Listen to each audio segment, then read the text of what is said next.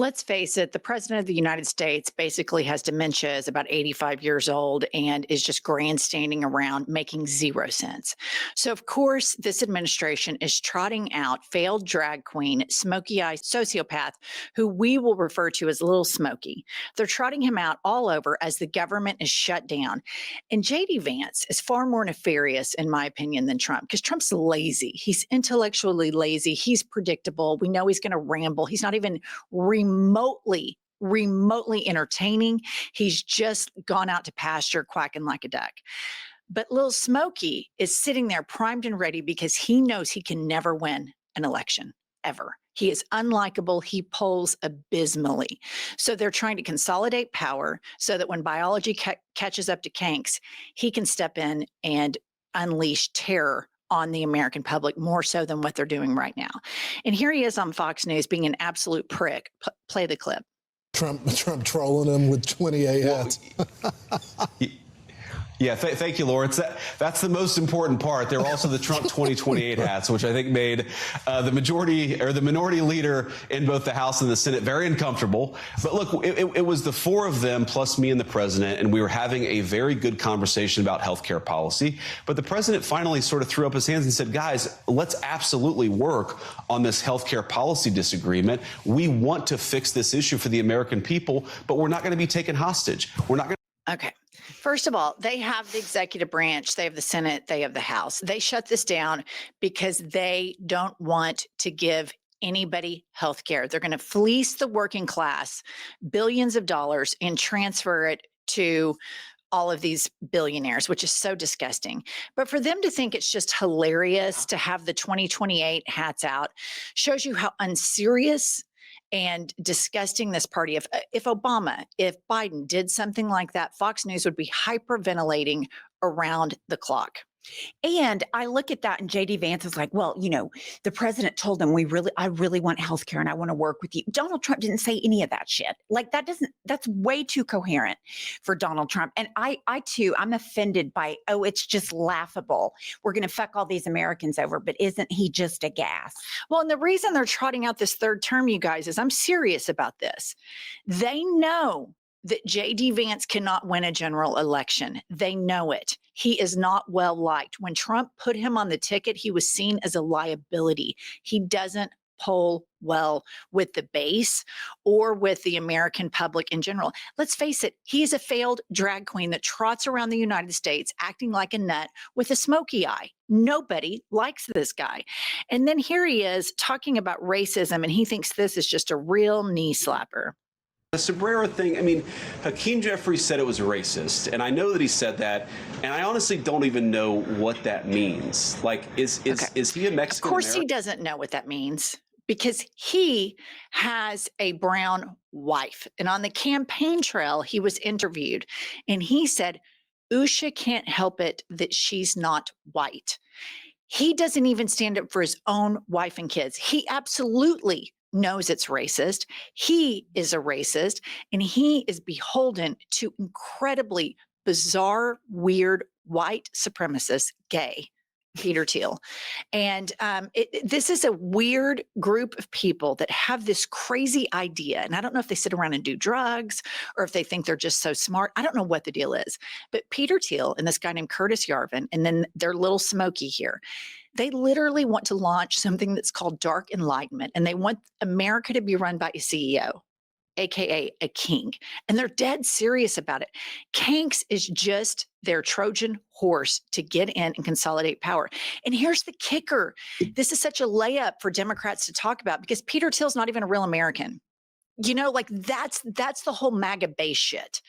Elon Musk isn't even a, quote, real American. That's the shit that their base goes crazy about. So you have Rupert Murdoch, Elon Musk, and Peter Thiel. None of these people born in the United States. Democrats don't typically give a shit about that, but Democrats have to start playing the game. You have to get your hands dirty, start trotting around and saying, why is MAGA so beholden to foreign-born people ripping our country apart? Why are we giving $1 billion to Argentina? Why are we giving billions and billions of dollars to Israel to kill little kids? Why are we allowing two South Africans to come over here and say they don't think our democracy is great. Why are we allowing them to rip it up? It's a fucking layup. Get your hands dirty, Democrats. Go down and just start ramming this on the airwaves. Go say it on Fox. Well, what's so gross about this, like you said, JD Vance's wife is brown and his kids are brown. Yeah. And him making, well, I don't even, is Hakeem Jeffries even Hispanic or whatever he said? Like, it doesn't fucking matter. The president of the United States should not be putting AI videos up about any person, particularly a leader, but they don't give a shit because they think it's all so funny and he's just hilarious. Well, because they're playing two different games here. Right. They're playing two completely different games. The response to this racism and this bullshit and this xenophobia and this tribalism that the right is putting out needs to be for every Democrat to get on and say, why are these people so beholden to foreign-born billionaires? Why is it that MAGA keeps giving your money to Israel? Why is it that MAGA is bailing out Argentina? Why is it that Peter Thiel and Elon Musk have more say about your tax dollars than you do, Americans? They weren't born here. We were gracious enough to give them citizenship. That's the argument they need to play. They need to get their hands dirty because that will hit hard in flyover states. You and I both know it. And then here is JD Vance, Lil Smokey, trying to be deadpan. And he's talking about the Project 2025 guy who's a total sociopath, a total Christian nationalist, clearly probably some sort of, like when we find out the hot spots for people watching trans porn, I guarantee you this guy's IP address lights up like an intercontinental ballistic missile. Play the clip about Russell Vought. It's been announced today that $18 billion bound for New York transportation projects is going to be frozen so it can't go to DEI programs there. But the timing of this, does announcing that today mean that you guys are going to squeeze Chuck Schumer's home state until he blinks? Look, I haven't talked to Russ about this morning, but look, I'm sure that Russ is heartbroken about the fact that he's unable to give certain things to certain constituencies. Okay. Right there. He's saying that sarcastically. Mm-hmm. I'm sure Russell Vought is heartbroken. They are intentionally withholding funds from cities that are economic hubs, New York City, because they don't like New Yorkers because New Yorkers don't like them. And New Yorkers know that Donald Trump and these guys are blowhards, that these guys are grifters. New Yorkers know it. So what are they doing? They're withholding $18 billion. This is intentional. This goes along with the same language of the enemy from within. And we're going to start, Trump telling the generals that they're going to have to go into American cities and violate their oath, their military oath that they took to uphold the Constitution. It's no surprise to me that they didn't run Kanks out after yesterday because it was such a disaster. But I personally don't think he's any better because he has no charisma. He doesn't present well. To me, he presents diabolical. But here's the thing. Until it gets to the Supreme Court, the lower courts have said you can't withhold FEMA money from states that didn't vote. This isn't FEMA money. This is infrastructure. No, I know, but I'm saying it's the same application here. They're withholding based on voting record and they want power. And we know they don't want the mayoral race to go in favor of Mamdani.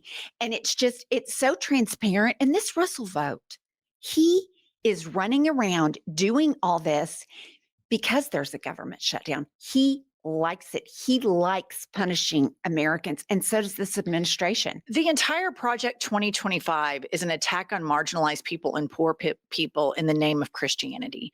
That's what it is. You have a large group of white Americans that vote with this white entitlement rage, and they vote for cruelty. And Project 2025, the Heritage Foundation, the Federalist Society, this is what they're all about. Which brings me to Representative Ro Khanna. Put up the tweet. Ro Khanna tweets, Trump saying that survivors are a hoax means that the survivors are lying. Nancy Mace is lying. Marjorie Taylor Greene is lying. And Speaker Johnson, who heard the survivors for 2 hours, is lying. Who do you believe, the survivors or Trump? And so Ro Khanna, this is the messaging right here.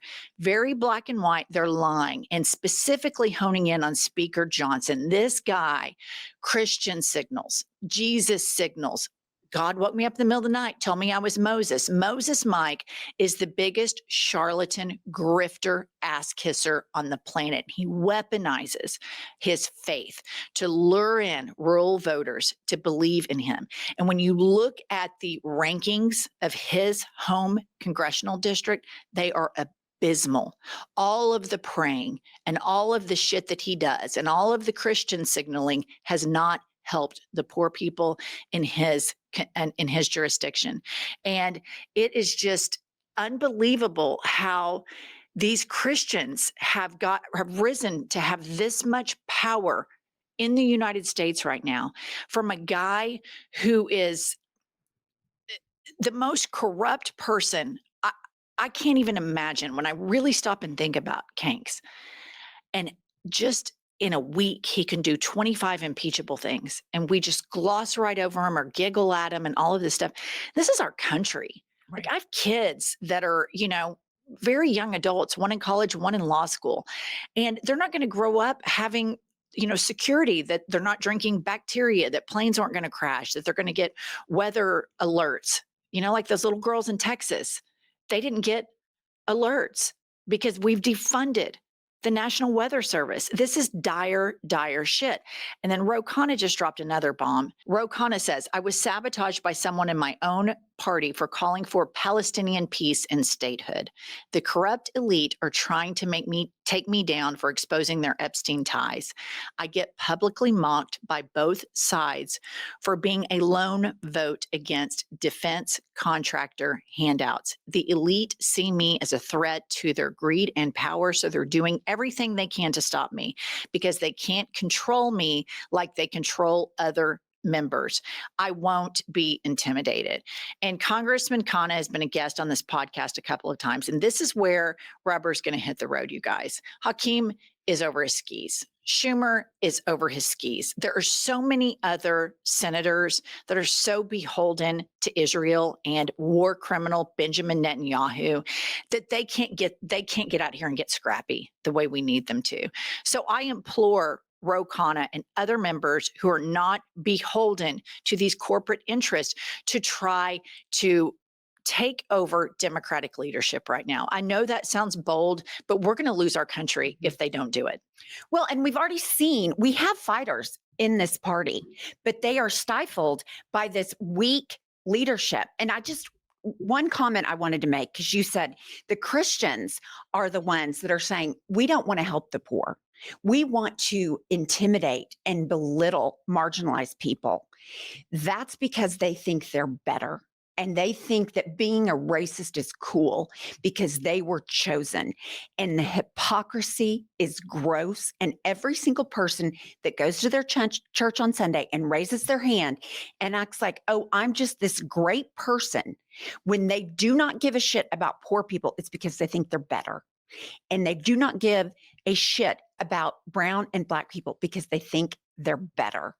And look at our state. We'll show you, look at our rankings in our state. It's also not just that they think they're better. There's something Pavlovian. They get a mouthwater. They get satiated by watching other people be demeaned. Cruel. They like it. There is this, they traffic in judgment and cruelty for sport. Mm-hmm. It's recreational cruelty. And maybe they think they're better, but there is, for me, above that is they like punching down. Yes, absolutely. They like the punching down. And when you think about it, their faith has set them up to always punch down because they themselves have been told you're worthless, you have to be saved, you're not good. And so they're primed for this type of cruelty, which brings me to my final point. So we talked about Ro Khanna and him standing up. I am very concerned that if the Democrats don't get their shit together and start talking about how this policy with blank checks to Israel is incredibly damaging and not in the best interests of the United States and not in the best interest of American taxpayers. And nobody wants their money to go fund killing kids and civilians. That's first and foremost. When they don't talk about this, the same way they don't talk about these foreign-born billionaires that are coming over here that they think they can cut up our Constitution, if they don't talk about this Israel problem, The void is going to be filled, and it's going to be filled by a grifter, an anti-Semite, and a total Jew hater named Marjorie Taylor Greene. Put this up. She's tweeted, all social media influencers being paid by the Israeli government or any foreign government to promote a foreign country and a foreign country's interests must register under the Foreign Agents Registration Act, under the DOJ. And then she goes on and she quotes the act. And at the end, she says, saying this is not anti-Semitic or hateful to any people, group, or foreign country. It's the law. This is a vacuum that Democrats are leaving open. And I have been sounding the alarm for the past 3 months on this because we live in a flyover state. And when you have a politician that goes out and says, you've been lied to, it's not been America first, it's been Israel first, it's been Argentina first, our money is killing these kids. They won't look at all of the other bullshit that goes into Marjorie Taylor Greene because these people are low information voters. And so for the Democrats to not take the lead on this and to be the anti-genocide party and the anti-war criminal party, and they keep playing patty cake and peekaboo photo shoots with Benjamin Netanyahu, you're leaving it for a gal who had cherry picks when and what she cares about. This isn't a person who cares about human rights, and she's a hardcore anti-Semite. And so you're leaving this wide open for her to walk in and grift off this thing. And so I hope that Ro Khanna and some of the other members of Congress really get together and get serious, because we are going to lose our country, lose it, because they are consolidating power to Kanks.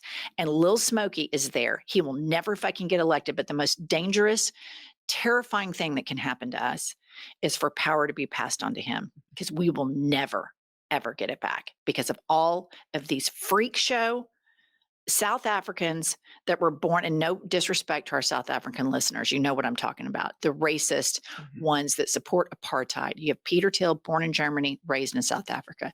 Elon Musk, South African.